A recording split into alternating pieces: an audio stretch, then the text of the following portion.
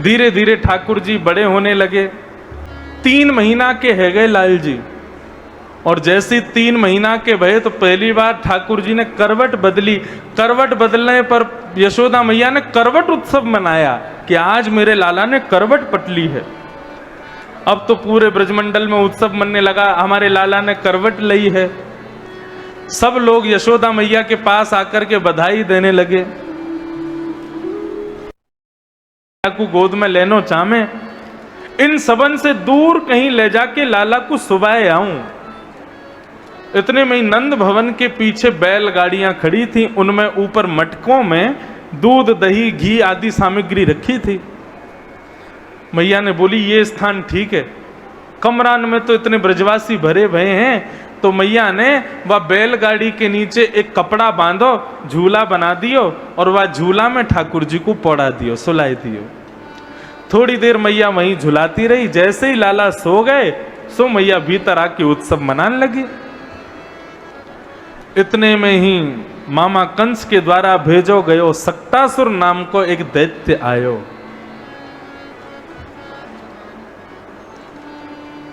ठाकुर जी ने पौड़े पौड़े जैसे ही देखो कि अरे मामा के द्वारा भेजा गया सक्तासुर आया है।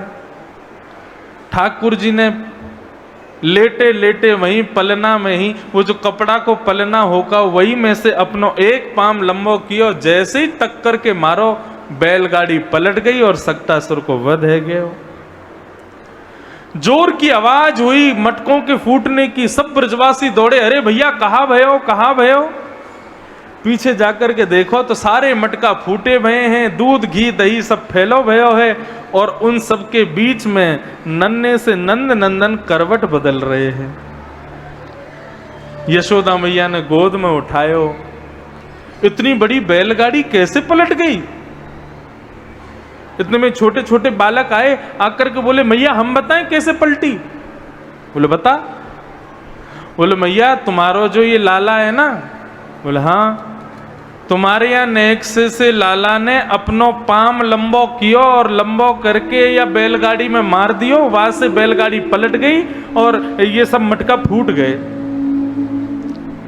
अब 3 महीने के बाल कृष्ण प्रभु और उनके विषय में बालक कह रहे हैं कि या तुम्हारे लाला ने इतना लंबो पाम करके बैलगाड़ी पलट दी। यशोदा मैया को विश्वास नहीं हो रहा। यशोदा मैया की क्या कहो, किसी मां को विश्वास होगा? किसी को नहीं होगा। मैया ने वह बालक को बोला नहीं यहां पे आइयो। जैसे ही पास में गयो तो मैया ने एक थप्पड़ दियो। बोले झूठ बोला, मेरो नेक्सस लाला और ये इतनी बड़ी बैलगाड़ी को पलट सके। बोले मैया तेरी सौगंध खा के कह रहा हूं, मैंने देखो तेरे लाला ने पलटी है बैलगाड़ी। बोले सौगंध और खा रहा हो झूठी झूठी, मेरे लाला पे उल्टे सीधे आरोप लगावे। श्री सुखदेव जी महाराज कथा करते करते हंसने लगे। परीक्षित जी से कहने लगे, परीक्षित अप्रेमयं बलम तस्य बालकस्य न ते विदुः। बालक तो सच बोल रहे हैं। बालकों ने तो सच ही कहा कि कृष्ण ने बैलगाड़ी पलटी है। लेकिन मैया यशोदा का जो वात्सल्य है कृष्ण के प्रति, मैया का जो प्रेम है कृष्ण के प्रति, वो कृष्ण की इस ईश्वरता को स्वीकार नहीं कर रहा है। बंधु एक बात बताओ, भगवान ब्रजवासियों से इतना प्रेम क्यों करते हैं? भगवान रहे तो गुजरात में भी थे। भगवान कुछ महीनों के लिए, कुछ वर्षों के लिए सही आए तो कुरुक्षेत्र में भी थे, मथुरा में भी रहे, सब जगह रहे। लेकिन ठाकुर जी के सर्वप्रिय ब्रजवासी ही क्यों हैं? जो प्रेम ब्रजवासियों से है वो प्रेम किसी और से क्यों नहीं है? इसमें मूल बात यह है कि ब्रजवासियों ने ठाकुर जी को कभी प्रभु के रूप में स्वीकार नहीं किया। ब्रजवासियों ने ठाकुर जी को सदैव अपने लाला के रूप में, अपने मित्र के रूप में, अपने सखा के रूप में, अपने भाई के रूप में, अपने बंधु बांधव के रूप में स्वीकार किया। इसलिए ब्रजवासियों से ठाकुर जी का प्रेम अनंत है। बताओ पूतना मार दी तब भी ब्रजवासियों को विश्वास नहीं होता कि हमारे लाला ने मारी है। सक्टासुर मार दियो तब भी ब्रजवासियों को यह नहीं लगता कि हमारे कन्हैया ने मारी है। औरों की क्या कहो, आज अभी गोवर्धन उत्सव आएगा, ठाकुर जी इतने बड़े गिरिराज पर्वत को इकन्नी उंगली पर उठा लेंगे, तब भी ब्रजवासी ये नहीं मानेंगे कि हमारे लाला ने गिरिराज जी उठाए हैं। नहीं, प्रेम में प्रभुता स्वीकार्य नहीं होती। प्रेमी में कितने गुण हैं, प्रेमी में कितने लक्षण हैं, प्रेमी में कितनी प्रभुता है, कितनी दिव्यताएं हैं, ये दूसरा प्रेमी स्वीकार नहीं करता। प्रेमी तो प्रेमी को प्रेमी ही मानता है। अगर बीच में आपकी श्रेष्ठताएं, आपकी उज्जवलताएं, आपकी विशेषताएं आ रही हैं तो वहां प्रेम नहीं होगा। आपसे वो व्यक्ति स्वार्थ के लिए प्रेम करता है। हम ठाकुर जी को इसलिए अपना भाई मानते हैं क्योंकि वो भगवान हैं, तो ठाकुर जी आपको रिटर्न में कभी भाई मानेंगे नहीं।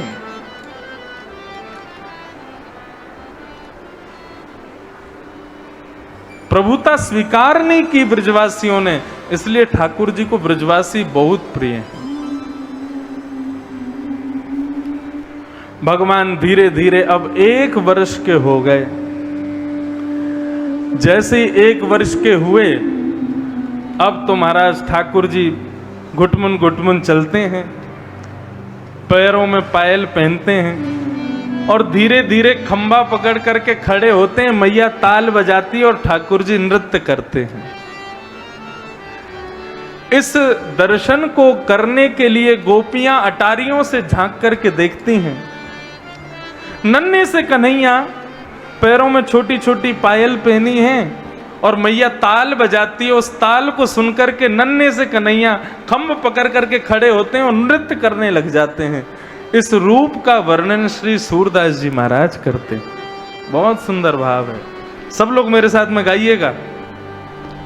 हो नाचे नंद लाल, नचावे प्रभु की मैया, नाचे नंद लाल, नचावे प्रभु की मैया, नाचे नंद लाल, नचावे हरि की मैया, नाचे नंद लाल, नचावे हरि की मैया, नचावे हरि की मैया, नचावे प्रभु की मैया, नचावे हरि की मैया, नचावे प्रभु की मैया, नचावे हरि की मैया, नचावे प्रभु की मैया, नचावे हरि की मैया, नचावे प्रभु की मैया। ओ नाचे नंद लाल, नचावे हरि की मैया, नाचे नंद लाल, नचावे प्रभु की मैया, नाचे नंद लाल, नचावे हरि की मैया, नाचे नंद लाल, नचावे हरि की बंधुओं, मैया। पूरे विश्व को नचाने वाला, हम सबको 84 लाख योनियों में नचाने वाला ब्रजमंडल में खुद नृत्य कर रहा है, खुद नाच रहा है। हम सबको नचाने वाले परब्रह्म नृत्य कर रहे हैं। दोनों भुजा उठा करके करताल बजा करके भाव से गाओ, बोल बाल कृष्ण लाल की जय हो।